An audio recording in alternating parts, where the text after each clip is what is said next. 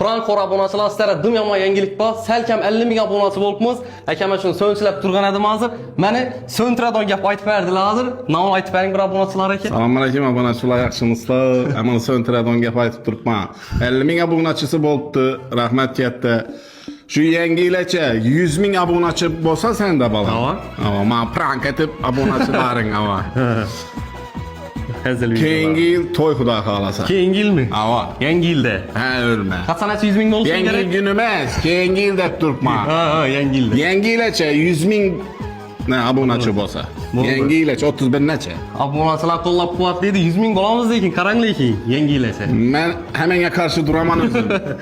Sizlar menga qarshi turing hamang. 100 mingga yetiring. Men ham sizlarga javob.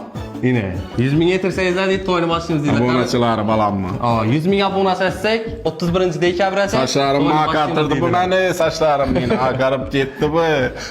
Qani podpiska like bosib qo'yishni unutmanglar. Qani podpiskani chaqirtirib Hamangiz omad toza yilda. 100 ming atali 100 ming. Qani podpiskada turinglar obunachilar.